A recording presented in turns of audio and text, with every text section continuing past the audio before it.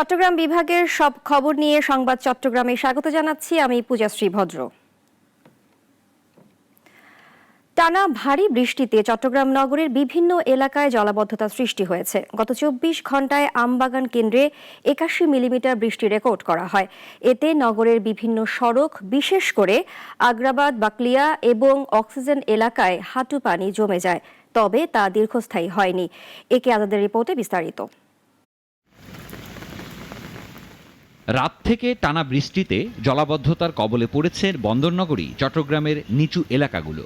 জলাবদ্ধতার কারণে নগরীর আগ্রাবাদ, কাতালগঞ্জ, ওয়াসা, জিইসি সহ বেশ কিছু এলাকায় চলাচলে দুর্ভোগ পোহাতে হয় অফিসগামী কর্মজীবী মানুষ ও শিক্ষার্থীদের। গণপরিবহন সংকটের সুযোগে রিকশা ও সিএনজিতে অতিরিক্ত ভাড়া আদায় করা হচ্ছে বলে অভিযোগ সাধারণ মানুষের। নালা, ড্রেনে আবর্জনা জমে পানি চলাচলে প্রতিবন্ধকতা তৈরি হওয়ায় এমন পরিস্থিতি বলে অভিযোগ নগরবাসীর। এদিকে রাতভর বৃষ্টিতে নগরের অক্সিজেন ২ নম্বর গেট সড়কের স্টারশিপ এলাকায় ব্রিজ ভেঙে সড়কের একপাশে যানবাহন চলাচল বন্ধ হয়ে গেছে। সকালে ঘটনাস্থল পরিদর্শন করেছেন সিটি মেয়র। 45 ইয়ার্সের একটা পুরানো ব্রিজ এবং এটা কিন্তু আমাদের অলরেডি সেই কাজগুলো করার আমাদের একটা প্ল্যান আছে এবং এগুলো আমরা ধরছি। আমরা প্রায় এটা ৬০ ফিট আমরা এই ব্রিজটা আমরা করে দেব। আবহাওয়া অফিস জানিয়েছে সকাল ৬টা পর্যন্ত গত ২৪ ঘন্টায় ৩১ মিলিমিটার বৃষ্টি রেকর্ড করা হয়েছে। অতিবৃষ্টির কারণে পাহাড় ধসের শঙ্কা থাকায় সেসব এলাকায় বসবাসকারীদের নিরাপদে সরে যেতে নির্দেশনা দিয়েছে সংস্থাটি। এদিকে চট্টগ্রামে জলাবদ্ধতা নিরসনে মেগা প্রকল্পের কাজ চলমান রয়েছে, যার মোট ব্যয় ১৪,০৩৯ কোটি টাকা। কর্তৃপক্ষের দাবি, জলাবদ্ধতা নিরসন প্রকল্পের কাজ পুরোপুরি শেষ হলে নগরীতে জলাবদ্ধতা তৈরি হবে না। যে রেইন ওয়াটার হারভেস্ট, রিসাইক্লিং যে ট্রিটমেন্ট প্ল্যান্ট আমরা করতে বলছি সিডি এর সাথে, সেটা আমাদের একটা নতুন একটা প্রজেক্ট, সেটা আমরা ট্রাই করছি এই পানিগুলোকে ধারণ করার জন্য। গত ২৪ ঘন্টায় আমবাগান কেন্দ্রে ৮১ মিলিমিটার বৃষ্টি রেকর্ড করা হয়েছে। এতে নগরের বিভিন্ন সড়ক ডুবেছে, যদিও তা দীর্ঘস্থায়ী হয়নি। সিরাজুম মুনির শুভ, নাগরিক। চট্টগ্রামের খাতুনগঞ্জে দেশের অন্যতম বৃহত্তম পাইকারি বাজার। ঐতিহ্যের সাথে জড়িয়ে থাকা এই বাজার এখন নানামুখী সংকটে। স্বল্প সুদে ঋণ, অবকাঠামো উন্নয়ন হলেই ফিরবে ব্যবসায়ীদের আস্থা, নইলে জৌলস হারাবে খাতুনগঞ্জের পাইকারি বাজার। মোহাম্মদ জালালের ক্যামেরায় তৌহিদুর রহমানের প্রতিবেদন। চট্টগ্রাম বন্দরের খুব কাছে ১৮০৯ সালে প্রতিষ্ঠিত খাতুনগঞ্জ পাইকারি বাজার। তাই স্বাধীনতা পরবর্তী সময়ে দেশের বৃহৎ পাইকারি বাজার হয়ে উঠতে সময় লাগেনি। এখানেই জন্ম নিয়েছে দেশের অর্থনীতিতে গুরুত্বপূর্ণ ভূমিকা রাখা বহু শিল্প প্রতিষ্ঠান। তবে সময়ের সাথে সাথে বদলে গেছে চিত্র। আজ বাজারের পুরনো গলিতে নেই সেই আগের ভিড়, শ্রমিকদের কর্মব্যস্ততা ও মাঝিদের কোলাহল নেই। বিভিন্ন জেলায় নতুন পাইকারি বাজার টেক্কা দিচ্ছে খাতুনগঞ্জের সঙ্গে। একসময় খাতুনগঞ্জে দৈনিক ২ থেকে ২৫০০ কোটি টাকার বাণিজ্য হতো। এখন লেনদেন কমেছে ২০ থেকে ৩০%। সারা বাংলাদেশে আমদানি কারক ছিল চট্টগ্রামে, বর্তমানে কিন্তু সারা বাংলাদেশে আমদানি কারক। সারা বাংলাদেশে মাল আমদানি হচ্ছে, তাহলে মাল চলে যাচ্ছে ঢাকায়, মাল চলে যাচ্ছে যশোরে, নোয়াপাড়া, মাল চলে যাচ্ছে খুলনা। ওটা ডিভাইড হয়ে গেছে, যার কারণে আমাদের এখানে ব্যবসা বাণিজ্য গতি কমে গেছে। পণ্যকর প্রতিবন্ধ হলো আপনার ইন্টারেস্ট বেশি, ব্যাংক ইন্টারেস্ট বেশি। ব্যাংক ইন্টারেস্ট 15% করে দিতে হয়, লোন ঠিক মতো পাওয়া যাচ্ছে না, তাহলে কোনো সহায়তা পাচ্ছি না, এই জন্য যেগুলো সমস্যা হচ্ছে। ওই যেগুলি সদর বদর করিয়ে এইভাবে বিক্রি করতো, লস দিয়ে বিক্রি করতো, ব্যাংক মানি টাকা খেত, এগুলি এখন মার্কেটের থেকে চলে গেছে। আমাদের এবং মৌলভীবাজার এই দুই জায়গায় যদি বাজার বসে, পুরো বাংলাদেশে বাজার বসে, যে কোনো আইটেম সবাই বসে আছে। আমরা কি রেট দিচ্ছি সকালবেলা, তারপর ওরা বেচা কিনা করে। সড়কে তীব্র যানজট স্থবির করেছে খাতুনগঞ্জের কর্মব্যস্ততা। জলাবদ্ধতা সহ নানান কারণে বড় শিল্প গ্রুপগুলো মুখ ফিরে নিচ্ছে খাতুনগঞ্জ থেকে। স্বল্প সুদে ঋণের ব্যবস্থা, অবকাঠামো উন্নয়ন এবং ব্যবসায়ীদের আস্থা ফেরানো সম্ভব হয়, তাহলে খাতুনগঞ্জ আবারও ফিরে পাবে তার হারানো জৌলুস, বলছেন এই ব্যবসায়ী নেতা। চট্টগ্রাম বাণিজ্যিক রাজধানী হিসেবে বাণিজ্যিক বিষয়গুলোর যে বিষয়গুলো থাকবে, যে অফিসগুলো থাকবে, সরকারি দপ্তরগুলো থাকবে, সেগুলোর অন্তত বা একেবারে মানে ব্যাংকগুলোর অন্তত হেড অফিসগুলো হোক, অথবা এই যে রপ্তানির ক্ষেত্রে আমদানির ক্ষেত্রে যে বিষয়গুলো থাকে এগুলোর অফিসগুলো চিটংয়ে হওয়া খুবই জরুরি। তো এই বিষয়গুলা স্কেলের বিষয়, ইন্টারেস্টের বিষয়, বিভিন্ন ডকুমেন্টের জন্য ঢাকায় দৌড়াদৌড়ির বিষয়, সবকিছু মিলেই আসলে চট্টগ্রামের ব্যবসা বাণিজ্য দিনকে দিন আসলে খারাপের দিকে সংকুচিত হয়ে আসছে। খাতুনগঞ্জের ঐতিহ্য বাঁচিয়ে রাখতে হলে সরকারের পাশাপাশি ব্যবসায়ীদেরও সমন্বিত উদ্যোগ নিতে হবে, এমনটাই অভিমত সংশ্লিষ্টদের। ইফফাত আরা মিথিলা, নাগরিক।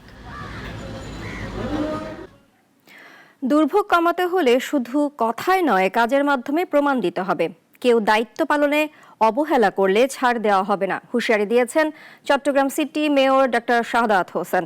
Chittagong city corporation public library সম্মেলন কক্ষে আয়োজিত এক সভায় তিনি কথা বলেন। মেয়র নগরের ঝুঁকিপূর্ণ স্ল্যাব, ম্যানহোল এবং খাল নালা পরিষ্কারকরণে গাফিলতি নিয়ে উদ্বেগ প্রকাশ করেন। টিসিবি কার্ড বিতরণের মাধ্যমেও ক্ষোভ প্রকাশ করে বলেন, কেবল প্রকৃত গরিবদের টিসিবি কার্ড দেওয়া হবে, কোনোভাবেই ধনী মানুষকে কার্ড দেওয়ার সুযোগ নেই। বুধবার 13 তারিখ আবার এখানে 5টার দিকে আপনাদের সাথে দেখা হবে। আমি আপনাদের থেকে সবকিছু বুঝে নিব, ওই দিন কোন কোন ওয়ার্ডে কয়টা স্ল্যাব আছে, পারলে ছবি সহ আপনারা ওগুলো উঠাবেন। ওই ছবিগুলো দরকার হলে প্রিন্ট আউট করে জমা দিতে। সদ্য বিদায়ী অর্থ বছরে ব্রাহ্মণবাড়িয়ার আখাউড়া স্থলবন্দর দিয়ে রফতানি আয় বেড়েছে প্রায় 87 কোটি টাকা। তবে পণ্য আমদানি অনিয়মিত হওয়ায় কমেছে রাজস্ব আদায়। ব্যবসায়ীরা বলছেন, পণ্য আমদানিতে ভারতের নিষেধাজ্ঞার কারণে চলতি অর্থ বছরে অন্তত 30% ক্ষতিগ্রস্ত হবে বন্দরের রফতানি বাণিজ্য। আবুল হাসনাত মোহাম্মদ রাফির রিপোর্ট, জানাচ্ছেন সিরাজুল মুনির শুভ। ব্রাহ্মণবাড়িয়ার আখাউড়া স্থলবন্দর দিয়ে প্রতিদিন যে কয়টি পণ্য রপ্তানি হয় তার অর্ধেকই হিমায়িত মাছ। প্রতি কেজি $2.5 পাঙ্গাস, পাবদা, রুই, কাতল ও ট্যাংরা সহ বিভিন্ন প্রজাতির মাছ রপ্তানি হয় ভারতের উত্তর পূর্ব রাজ্যগুলোতে। 2024-25 অর্থ বছরে ভারতে রপ্তানি হয়েছে 514 কোটি 34 লক্ষ টাকার পণ্য। একই সময়ে ভারত থেকে আমদানি হয়েছে 7 কোটি 31 লাখ টাকার পণ্য, যা থেকে সরকারের রাজস্ব এসেছে 4 কোটি 16 লাখ টাকা। গত অর্থ বছরের তুলনায় যা 51 লাখ টাকা কম। এই দিনে আমাদের রপ্তানি একটু কম হয়, তো তার তুলনায় এই বছর একটু বেশি হইতেছে ওই সময় তুলনায়। যেমন আজকে আমাদের প্রায় 11 গাড়ি মাছ রপ্তানি হয়েছে, এর মধ্যে প্রায় $1,13,000 মতো আমরা মাছ রপ্তানি করছি। যদি এইভাবে আমাদের রপ্তানি কার্যক্রমগুলো স্বাভাবিক থাকে তাহলে সরকার রাজস্ব পাইতেছে। ব্যবসায়ীরা বলছেন, নতুন অর্থ বছরে নিষেধাজ্ঞা প্রত্যাহার না হলে রপ্তানি বাণিজ্য ক্ষতিগ্রস্ত হবে অন্তত 30%। তবে বাণিজ্য সচল রাখতে সকল পণ্য আমদানির সুযোগ চান তারা। দেখেন, আমাদের এই আখাউড়া স্থলবন্দর কিন্তু এটা পুরোই একদম রপ্তানিমুখী বন্দর ছিল। বিগত 1 বছর আগে আমাদের এই বন্দরে ভালো ব্যবসা বাণিজ্য হয়েছে, কিন্তু এখন দিন দিন এটা একটু স্থবির হয়ে যাচ্ছে। এর ব্যবসা বাণিজ্য নাই বললেই চলে মোটামুটি। মানুষ আসা যাওয়া করছে, যেমন পাসপোর্ট যাত্রী আছে, অটো চলছে, সিএনজি চলছে, আমাদের বড় গাড়ি আসছে, আমরা শ্রমিকরা চলছি, অনেক লোক চলছে, কিন্তু সমস্ত লোক বেকার হয়ে যাচ্ছে। সব বাধা কাটিয়ে নতুন অর্থ বছরে আমদানি রপ্তানি বাণিজ্য বাড়বে বলে আশা শুল্ক বিভাগেরও। ইম্পোর্ট হচ্ছে, একদম হচ্ছে না তা না, হয়তো আগের তুলনায় একটু কম, তো আশা করছি এই অর্থ বছরে ওটাও কভার হয়ে যাবে। আমরা তো তাদের সব ধরনের সহায়তা করছি, উদ্বুদ্ধ করছি। এখন আশা করি আস্তে আস্তে এই পরিস্থিতিটা কভার হবে। 1994 সাল থেকে আখাউড়া স্থলবন্দর দিয়ে ভারতের সঙ্গে চলছে বাংলাদেশের পণ্য আমদানি রপ্তানি বাণিজ্য। বন্দর দিয়ে পারাপার হওয়া যাত্রীদের ভ্রমণ করও সরকারের রাজস্ব আয়ের অন্যতম উৎস। তাই দ্রুত পরিস্থিতি নিয়ন্ত্রণের দাবি সংশ্লিষ্টদের। সিরাজুল মুনির শুভ, নাগরিক। নির্বাচন বিরোধী শক্তি নির্বাচন বানচালের ষড়যন্ত্র করতে পারে উল্লেখ করে দলের নেতাকর্মীদের সজাগ থাকার কথা বলেছেন বিএনপির স্থায়ী কমিটির সদস্য আমির খসরু মাহমুদ চৌধুরী। চট্টগ্রামের নিউ মার্কেট মোড়ে জুলাই বিপ্লবের বর্ষপূর্তি উপলক্ষে চট্টগ্রাম মহানগর উত্তর ও দক্ষিণ জেলা বিএনপি আয়োজিত বিজয় র্যালিতে প্রধান অতিথির বক্তব্যে কথা বলেন তিনি। বলেন, বিএনপি নেতাকর্মীদের বিভেদ ভুলে তারেক রহমানের হাতকে শক্তিশালী করে ধানের শীষকে বিজয়ী করতে কাজ করতে হবে। চট্টগ্রাম মহানগর বিএনপি সদস্য সচিব নাজিমুর রহমানের সভাপতিত্বে সংক্ষিপ্ত সমাবেশে বক্তব্য রাখেন চট্টগ্রাম বিভাগীয় বিএনপির সাংগঠনিক সম্পাদক Mahbubur Rahman Shamim, Chittagong city mayor doctor Sadat Hossain সহ অন্যান্যরা। বাংলাদেশের মানুষ ধানের শীষের অপেক্ষায় আছে। বাংলাদেশের মানুষ তারেক রহমানকে ফিরে আসার পথ চেয়ে আছে।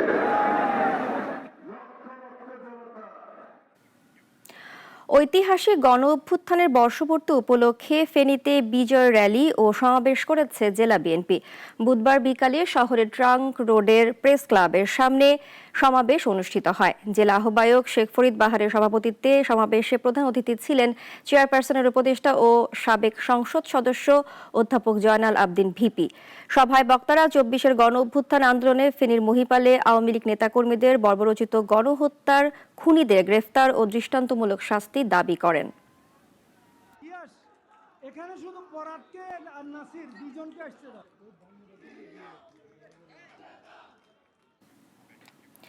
খাগড়াছড়ি পার্বত্য জেলার রামগড় উপজেলার ভারত সীমান্তবর্তী দুর্গম অন্তুপাড়ায় নিম্ন মাধ্যমিক বিদ্যালয়ের পাহাড়ি শিক্ষার্থীদের মাঝে মানবিক সহায়তার অংশ হিসেবে শিক্ষা উপকরণ ও ক্রীড়া সামগ্রী বিতরণ করেছে বিজিবি। সকালে অন্তুপাড়া নিম্ন মাধ্যমিক বিদ্যালয়ের প্রাঙ্গণে ৬৮ জন সুবিধা বঞ্চিত শিক্ষার্থীর মাঝে এসব উপকরণ বিতরণ করা হয়। এছাড়া শিক্ষার্থীদের মাঝে বিভিন্ন ক্রীড়া সামগ্রীও বিতরণ করেন বিজিবি সদস্যরা। জোন অধিনায়ক লেফটেন্যান্ট কর্নেল মোহাম্মদ আহসান উল ইসলাম প্রধান অতিথি হিসেবে উপস্থিত থেকে শিক্ষার্থীদের হাতে এসব সহায়তা তুলে দেন এবং তাদের খোঁজ খবর নেন।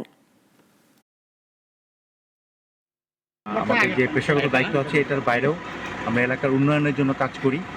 তো সেটারই একটা অংশ হিসাবে আমরা এই অন্তুপাড়া জুনিয়র হাই স্কুল যেটা আছে এখানে বাচ্চাদেরকে আমরা দেখতে এসেছিলাম এবং এদেরকে আমরা কিছু আমাদের পক্ষ থেকে শিক্ষা সহায়ক সামগ্রী এবং খেলাধুলার কিছু সামগ্রী আমরা তাদেরকে হস্তান্তর করি এবং স্কুলটা ডেভেলপমেন্টের জন্য আমরা আমাদের পক্ষ থেকে সাহায্য ছাড়াও আমাদের যে এখন এই পর্যন্তই। চট্টগ্রাম বিভাগের সব সংবাদ নিয়ে প্রতিদিন দুপুর ১টায় থাকছে সংবাদ চট্টগ্রাম। এরপর বিকাল ৪টায় বিশ্বের ঘটে যাওয়া সব ঘটনা নিয়ে নাগরিক সারা বিশ্ব দেখার আমন্ত্রণ রইল। ধন্যবাদ সবাইকে।